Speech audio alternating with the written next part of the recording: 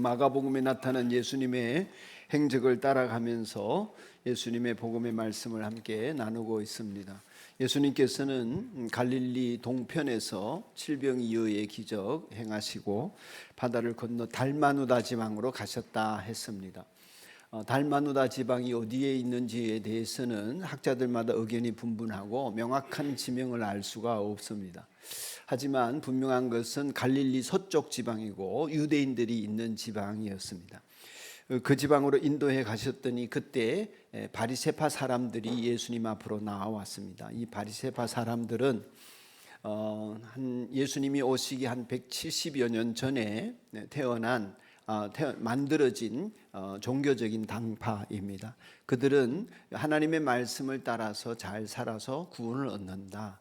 그래서 구별되게 살아감으로 말미암아 거룩한 백성이 되기를 원했고, 그러한 순수한 마음을 가지고 신앙생활을 했습니다마는 한 100여 년 이상의 세월이 지나오면서 예수님 당시에는 이 사람들의 믿음이 굉장히 형식에 지우칠 뿐만 아니라 자기들이 거룩한 데 반해서 자기들과 같지 않은 주변 사람들은, 그런 사람들은 죄인이다. 그래서 그들을 배척하고 불결하게 여기고 그들만 거룩한 백성이고 구원 얻을 하나님의 백성으로 합당한 사람들이다 하는 오만함에 빠져 있었습니다. 이런 사람들이었기 때문에 율법을 따라서 율법의 원래의 정신인 하나님의 사랑은 전하지 못하고, 그것보다는 율법을 지키느냐 지키지 않느냐에 따라서, 또 율법에 따라서 어떤 사람은 부정하다 정하다 하는 것에 따라서 그들을 판단하고 정죄하고 심판하기에 바빴습니다. 그런 사람들이니까 예수님도 볼 때에 사랑으로 품는 것이 아니고 너그러움으로 받아들이는 것이 아니라, 그들이 예수님이 나와 다르다는 생각 때문에 예수님을 배척하고 예수님을 정죄하고 예수님이 자신과 다르다는 것을 더 부각시켜서 예수님의 권위를 끌어내리려고 애쓰던 그런 무리가 되어졌습니다. 이 사람들이 예수님이 서편으로 건너왔다는 말씀을 들으시고 달마누다 지역으로 와서 예수님을 시비 걸기 시작했습니다. 오늘 성경의 11절에 보면은 예수에게 시비를 걸었다 그랬습니다. 양아치도 아니고 조폭도 아니고 시비를 뭘로 걸었을까요? 예수를 시험하느라고 하늘로부터 내려오는 표징을 요구했습니다. 아니, 당신이 하늘로부터 왔다는데, 여기저기서 기적을 행한다고 하는데 내 눈앞에서도 하늘로부터 오는 기적을 행해 보시오. 그러면 우리가 믿든지 안 믿든지 한번 생각 좀 해보겠어. 이런 것입니다. 그러니까 굉장히 비아냥거리고 시비조로 말을 했다, 이렇게 볼 수가 있습니다. 그런 게 있으면 믿겠다는 겁니까? 안 믿겠다는 겁니까? 네, 안 믿겠다는 겁니다. 그런 것이 있어도 시비를 걸어서 예수님을 곤혹스럽게 만들겠다는 것이죠.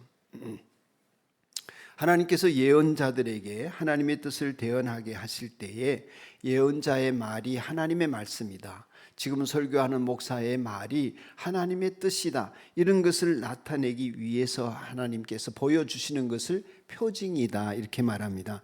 영어로 하면 사인이에요. 훨씬 쉽죠.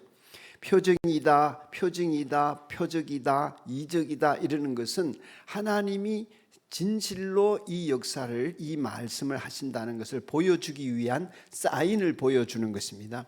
구약시대의 대표적인 사인이라 그러면 아론의 쌍난 지팡이 같은 거죠. 아론이 하나님이 세우신 유일한 제사장이다 하는 것을 보여주기 위해 12지파 중에서 아론의 지팡이에만 싹이 나게 하셨습니다. 또 예언자 예레미야 시대에 하나냐가 거짓 선지자인데 하나냐의 말이 틀렸다는 것을 증명하기 위해서, 하나님께 예레미야의 말이 옳다는 것을 증명하기 위해서 하나냐가 예레미야의 예언대로 죽게 된다든지, 이런 것들이 이제 표징이 되어지는 것입니다. 사인이죠. 하나님의 뜻이다, 이런 것이죠. 그러니까 하늘로부터 내려왔다는 표징을 보여달라, 이렇게 하면서 바리새인들이 예수님에게 시비를 걸었을 때에, 그러면 예수님이 보여주시면 되잖아요. 그런데 안 보여주십니다. 암행어사 마패 같은 걸 쫙 꺼내가지고 암행어사 출도요 이러면서 내가 하늘로부터 왔다 이렇게 보여주면 되는데 안 보여주셨어요. 왜 그랬을까요? 예수님이 보실 때 이 사람들은 마음이 이미 정해져 있는 거예요. 뭐 하기로? 안 믿기로, 예수님을 배척하기로, 맞아들이지 않기로 작정을 하고 시비를 걸고 시험을 걸면서 하늘로부터 온 표징을 요구한 것입니다. 그러니 요한 사도는 자신의 복음서 요한복음을 기록하면서 이 안타까움을 이렇게 표현했습니다. 예수님이 자기 땅에 오매 자기 땅에 오셨으나 그 백성은 그를 맞아들이지 아니하였다. 그러나 12절에 그를 맞아들인 사람들, 곧 그 이름을 믿는 사람들에게는 하나님의 자녀가 되는 특권을 주셨다. 아멘. 그렇게 우리에게 전해 주었습니다. 그러니까 하나님의 백성들에게 하나님이 사람의 몸을 입고 오셨지만 하나님의 백성들은 예수님을 배척하기로 작정을 했더라 하는 것입니다. 맞아들이지 않고 믿지 않은 것입니다. 그러니까 예수님께서는 어떤 사인을 보여줘도 믿지 않을 것을 아셨기 때문에 거절하셨습니다. 하나님께서는 천하 만물에 살아있는 증거들을 심어 놓으셨습니다. 우리가 소위 말하는 자연 계시라고 일러주죠. 온 세상에 하나님의 솜씨가 보입니다. 봄에 꽃을 필 때에, 여름에 뜰켜를 따라서 낙엽이, 겨울에 뜰켜를 따라서 낙엽이 떨어질 때에 우리는 이 자연 만물 속에, 우주 속에 하나님의 솜씨를 느낄 수 있는 반면에 하나님을 배척하기로 마음을 먹은 사람에게는 하나님의 솜씨가 안 보이고 우연히 그렇게 되어지는 것으로 그냥 치부해 버리는 것입니다. 여러분들 중에도 어떤 분은 안 믿으려고 하는데 그저 마음이 그렇게 되어져서 어쩌다가 이런 생각이 들 수 있죠. 예수님이 떡하니 내 앞에 나타나면 안 믿을 수 없게 되어서 믿게 되면 좋겠으니 나한테 나타나 보십시오. 이렇게 할 수 있잖아요. 그런데 그렇게 예수님이 나타나도 안 믿기로 작정한 사람은 안 믿더라 그 말입니다. 마음에서부터 믿을 마음을 가지고 예수님을 기다리는 사람이 아니면 안 믿더라는 것이죠. 그래서 그런 선택을 하는 것이 대단히 중요합니다. 어떤 기적과 표징을 보더라도 안 믿기로 작정한 사람은 안 믿더라 하는 예를 한 가지 들자면, 여러분 성경에서 표징이 가장 많이 나타난, 다시 말하면 기적이 많이 일어난 시대가 언제인 줄 아십니까? 또는 누가 제일 많은 기적을 일으켰을 것 같습니까? 예수님? 아니에요. 모세? 아니에요. 여러분, 기적이 가장 많이 나타난 시대는 의외로 엘리사 시대입니다. 성경에 기록된 것만 세워서 그렇습니다. 엘리사 예언자 시대에 엘리사가 가장 많은 기적을 행했어요. 예수님이 아니에요. 두 번째가 누굴까요? 예수님? 아니에요. 모세. 예수님은 손가락 5 안에 안 들어갈 것 같아요. 기록된 것만 보면. 그게 무슨 얘기냐 하면 모세의 시대나 엘리사 시대가 믿음의 시대입니까? 불신의 시대예요. 그 수많은 기적이 있음에도 불구하고, 표징들이 있음에도 불구하고 사람들이 믿음에 이르렀느냐? 아니에요. 안 믿더라는 것입니다. 왜 안 믿습니까? 믿기로 작정을 안 하는 거예요.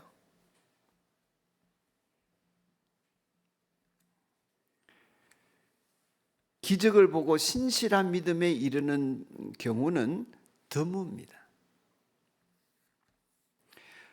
무엇을 말하냐면 어떤 사람들은 보여줘도 불신한다는 거죠. 이제 그런 얘기를 이제 예수님께서 한번 하신 일이 있어요. 예수님께서 여러분 누가복음 16장에 보면 여러분도 잘 아시는 부자와 나사로 얘기가 있습니다. 예수님 그 얘기를 들려주셔요. 사람들은 지금도 그렇지만 천국과 지옥을 잘 안 믿어요. 한번 살다가 죽으면 끝이지 무슨 죽은 뒤에 천국과 지옥이 있나 이런 생각을 많이 하시는데, 예수님께서는 언제나 천국에서 오셨다. 다른 차원의 세계가 있다. 그리고 그 세계는 죽음이라는 관문을 통해서 둘로 나뉘어진다. 나는 너희들에게 천국이 있음을 알려주고 천국에 데려가려고 왔다. 이런 얘기를 늘 하셨거든요. 이제 천국과 지옥을 안 믿는 사람에게 뿐만 아니라 믿음이 얼마나 소중하고 세상살이가 중요한 것이 아니라 죽은 뒤의 세계가 더 중요하다는 것을 일러주시기 위해서 이제 이 부자와 나사로 얘기를 하셨어요. 부자는 날마다 맛있는 거 먹고 잘 살았어요. 나사로는 거지로 살다가 그냥 죽었어요. 배를 골마 가난해서 병들어서 죽었겠죠. 둘이 죽었는데 둘 다 죽은 뒤에 천국 갔으면 얼마나 좋겠습니까만 하나는 지옥 가고 하나는 천국 갔어요. 누가 천국 갔어요? 나사로가 천국 갔습니다. 거지 나사로는 천국을 갔어요. 부자는 지옥을 갔어요. 이름도 안 나와요. 근데 지옥에 가서 너무 지옥이라고 하는 것은 어디 장소가 있는 게 아니라 하나님과의 관계가 끊어진 죽음의 상태이지요. 그러니까 하나님의 자비도 없고 용서도 없고 사랑도 없고 돌보심도 없고 예수님 표현하기를 불구덩이에 있는 것 같다 이 말이죠. 그러니까 목말라서 아브라함에게 눈이 이제 그 예수님이 얘기해요.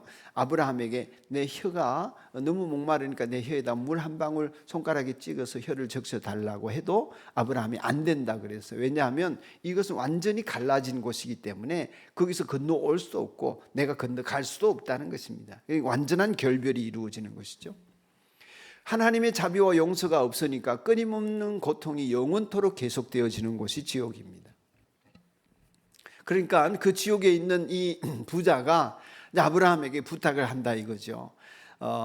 아버지 아브라함이요, 내 형제 5이 있는데 그렇다면 그 형제들이 내 5 형제가 나와 같은 이런 고통을 겪지 않도록 저 죽은 나사로를 살려서 보내주면 죽었던 나사로가 살아나가지고 천국과 지옥이 있다고 말해주면 그들이 믿어서 이 지옥에 오지 않게 되지 않겠습니까? 이렇게 부탁을 합니다. 그런데 그런 부탁도 안 들어줘요. 왜냐하면 지옥은 기도 응답이 되는 곳이 아니에요. 그러면서 아브라함이 하는 말이 있습니다. 뭐라고 말하냐면 그들에게 모세와 예언자들이 있다. 모세와 예언자들이 뭐냐면 하나님 말씀을 전해준 사람이에요. 그들에게 성경 말씀이 있다 이거죠. 모세와 예언자들에게 듣지 않는 사람은 죽은 사람이 살아나서 전한다 할지라도 듣지 않는다. 믿지 않는다. 다시 말해서 기적을 가지고 믿음을 가지는 것은 아니다. 그런 표현을 하신 것이 예수님의 말씀, 비유 속에 나오는 이야기입니다.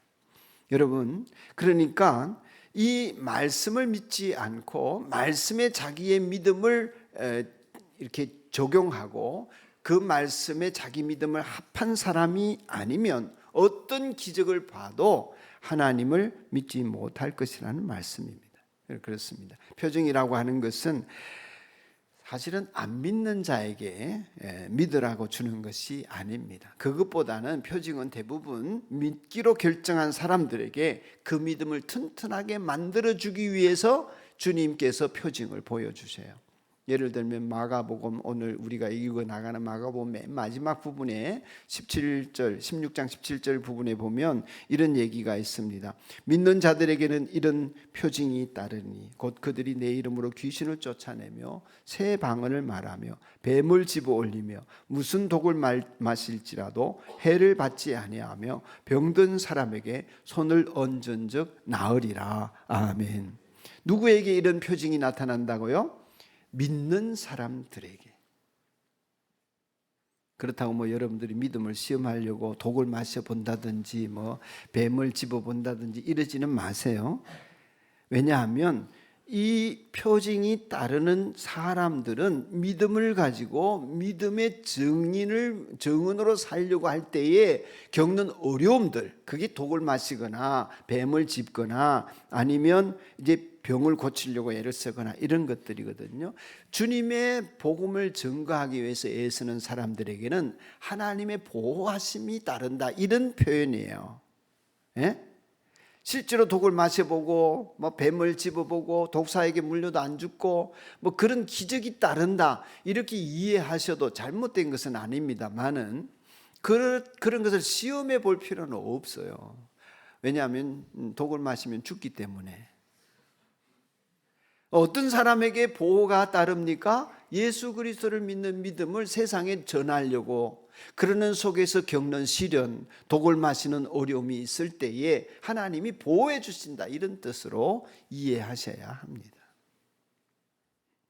그래서 늘 말씀드리지만 믿음이라고 하는 것은 결정이에요.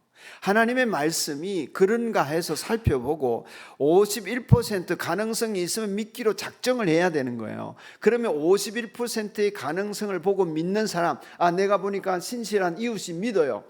목사님 말씀을 들어보니까, 성경을 자기가 한마디 들어보니까 믿을 만한 구석이 있어요. 그러면 믿기로 작정을 할 때 49%는 나머지는 하나님이 표징을 통해서나 다른 역사와 경험을 통해서 그 믿음을 채워주시는 거예요.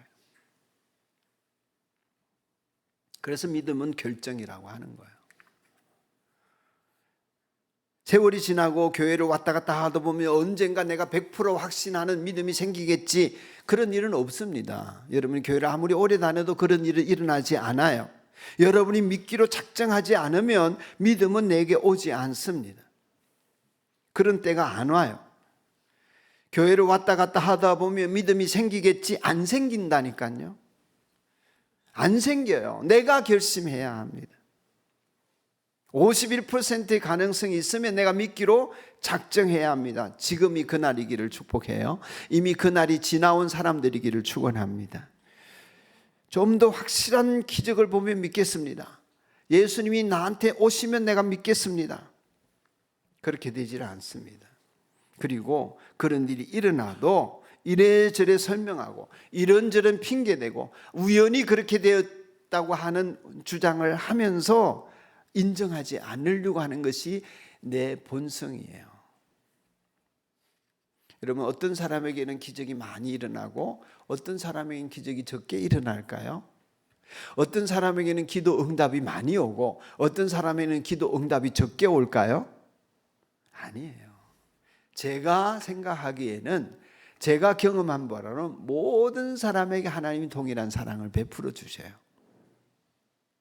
믿음은 관계라고 그랬죠. 천국과 지옥도 관계 속에서 설명이 되어집니다. 하나님과의 관계 안에 있는 사람은 범사에 하나님의 능력과 기적을 체험하면서 살아요. 그런데 하나님과의 온전한 관계와 믿음의 관계 안에 들어가지 않은 사람은 하나님이 끝없이 이른 비와 늦은 비에 혜택을 주시고 날마다 하나님의 능력과 권능을 보여주셔도 자기가 그것을 인정하지 않아요. 보는 눈이 없어요. 안 믿기로 작정을 했기 때문에 그렇게 되어지는 것입니다. 어떤 사람은 기적을 볼 수 있는 눈이 있고 어떤 사람은 응답을 하여 주신다고 하는 것을 깨달을 수 있는 믿음이 있지만 어떤 사람은 그런 눈도 없고 그런 믿음도 없는 거예요. 그러니까 하나님께서 언제나 우리들 주변에서 일하고 계시지만 그게 와닿지를 않는 것입니다. 여러분, 혹여 여러분이 하나님 뜻대로 살다가 실패하면 어떡하나 이런 의구심을 가지는 경우도 있고 내 인생이 잘못되면 어떡하나 이런 생각도 하시겠지만은 그런 생각을 없앨 수 있는 도리는 없어요. 그렇지만 하나님의 약속의 말씀대로 될 거라는 믿음을 가지면 그런 생각은 소멸되게 되어 있고 하나님이 나를 사랑하신다는 것을 말씀을 통하여서 믿기로 작정하게 되면, 왜냐하면 성경에 써놨으니까, 날 사랑하신다고 써놨으니까 그것을 믿음으로 받아들이면 그 다음에 하나님이 나를 얼마나 사랑하시는지를 매 순간 경험하며 살게 되는 것입니다. 여러분, 그 사람이기를 축복해요. 제가 지지난주에 간증 들은 내용이에요. 어떤 자매님이 우리 교회를 나오시진 않지만은 한 10수년 전에, 더 오래된 것 같아요. 그분이 그저 교회를 한 번, 두 번 나갔나? 그런 조금 다니는 중에 믿음도 없고 교회도 잘 모르는데 누군가가 옆에서 그랬대요. 하나님이 자매님을 너무 사랑하신다 그랬대요.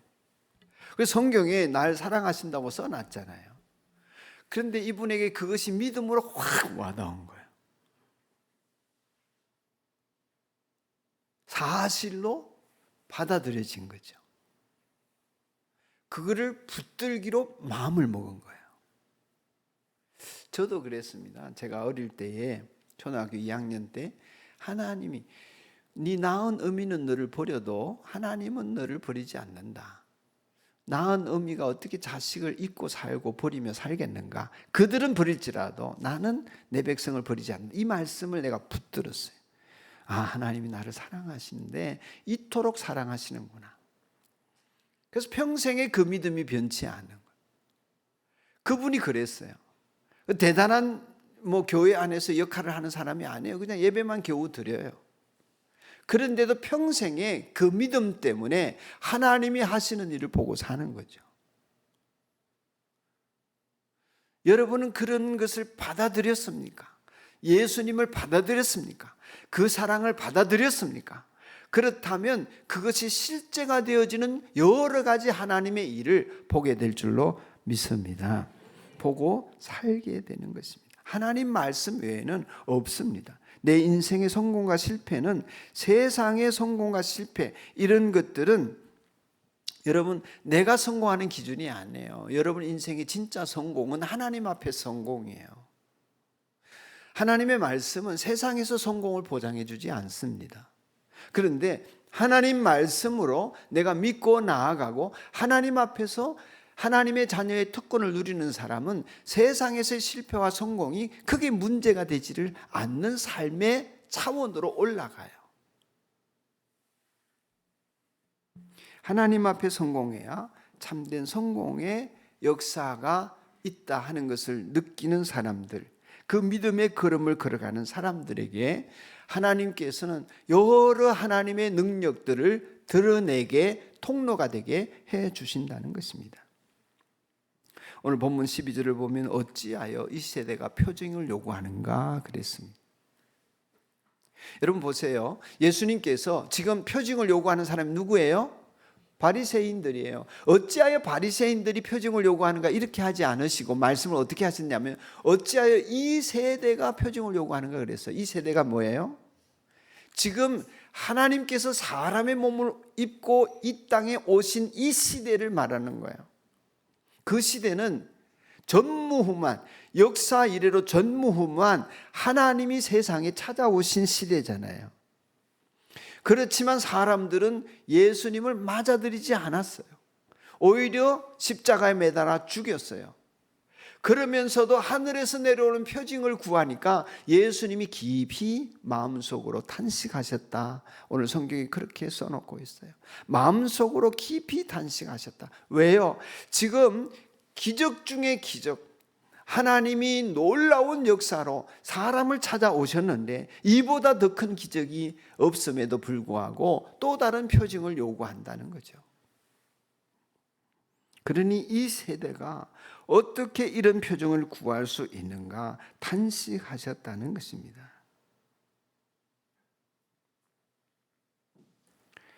여러분,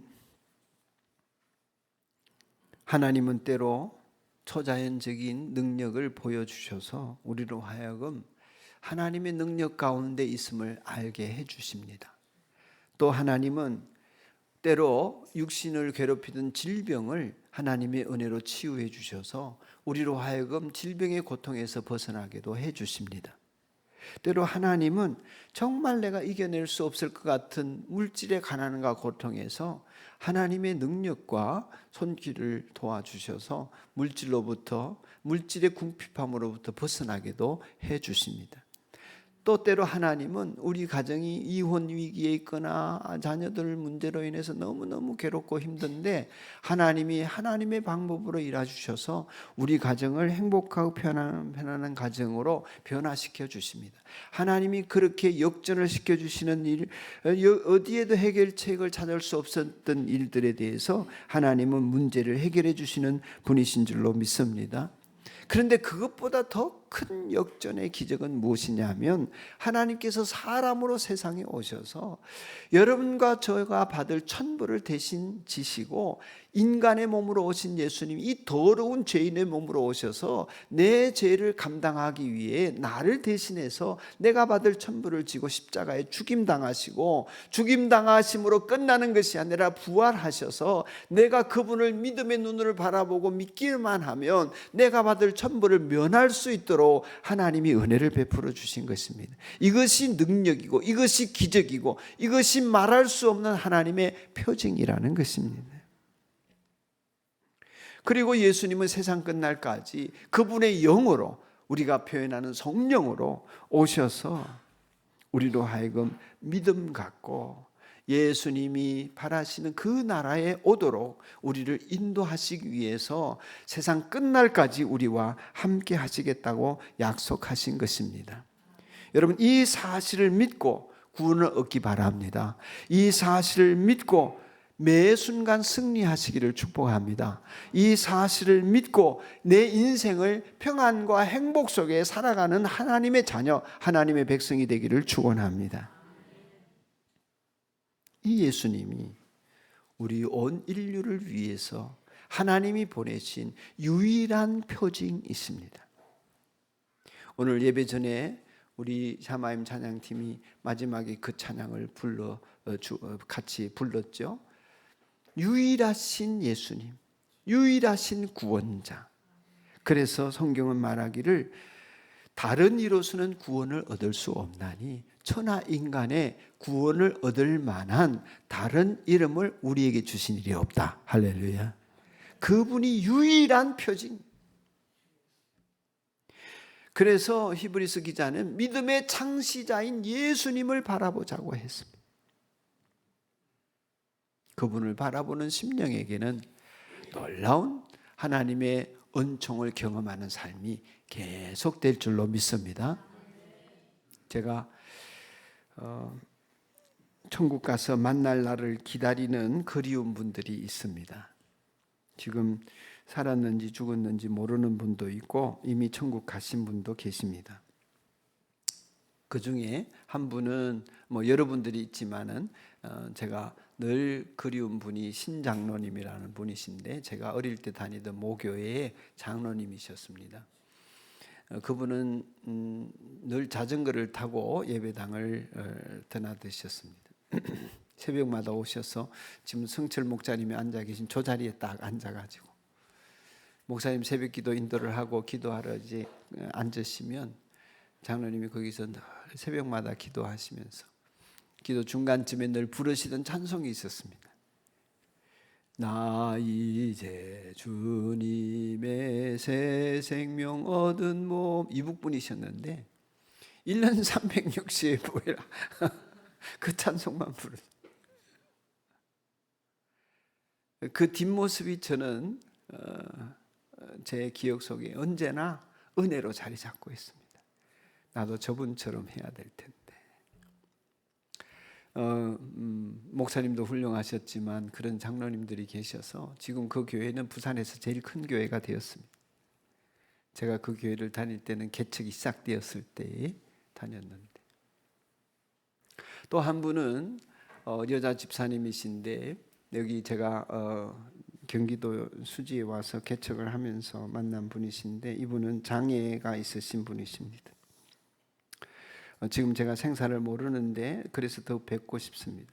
경상도 분이신데 장애가 있으셔서 결혼을 어떻게 했는데 자녀도 둘을 낳았지만은 남편의 박해가 그저 멸시천대가 말로 다 할 수 없었습니다. 그래서 버림받고 홀로 자식을 키우던 어느 날 교회 가면 병 났는데 이런 말을 듣고는 새벽기도 나가고 주일 예배도 나가고 무슨 일이 있어도 예수님에게 내가 병을 고침받고 내 인생을 예수님에게 맡기고 내 인생을 그분에게 의지해서 살아야 되겠다, 이런 마음이 생겨가지고 밤낮 없이 그렇게 지내셨습니다. 고침을 받았을까요? 아니요. 그분은 평생 장애를 안고 계셨습니다. 고침받지 못했어요. 그런데 어느 날 예수님을 만나 하나님의 딸이 된 기쁨과 감사가 모든 시련을 이기고 또 남는 은혜다 하는 것을 자식들에게 간증해 주기 시작했습니다. 내 병 때문에 예수님 만나고 내 병으로 인해서 하나님을 더 사랑하게 되고 내 병 덕분에 나는 하늘나라에 가는 하나님의 자녀가 되었다. 나는 치료되고 안 되고 그 병 낫는 것보다 예수 믿고 구원받은 하나님의 자녀가 된 것이 더욱더 큰 은혜다. 병 낫고 하나님 버리는 사람보다 병 갖고 천국 가는 것이 나에게는 큰 복이다. 그래서 그는 나의 힘이 되신 여호와여, 내가 주님을 사랑합니다. 비록 자신의 몸이 치유되는 기적은 경험되지 못했지만 주님 만나고 자녀들에게 믿음 전수하고 그렇게 불구로 지내셨던 분이셨습니다. 그분이 얼마나 저를 사랑하고 주님 대하듯 저를 아껴주셨는지, 그래서 더욱 천국 가면 뵙고 싶습니다. 여러분, 믿음의 눈으로 예수님을 바라보십시오. 매 순간 주님께 말을 거십시오. 매 순간 주님과 대화하십시오. 사건, 사고, 수많은 일들이 일어나는 세상살이 속에서 여기서 더 잘 살아보자고 아둥바둥 먹고 사는 문제 해결하려고 아둥바둥 되기보담도 하늘나라에서 상 받을 삶을 살기로 마음먹으십시오. 여러분에게 기쁨이 찾아올 것입니다. 절망은 떠나고 소망이 찾아올 것입니다. 불안은 사라지고 평안을 누리게 될 것입니다. 표징이신 예수님을 붙들 때에 우리에게는 놀라운 기적이 연속될 것입니다. 그 은혜가 있기를 축복합니다.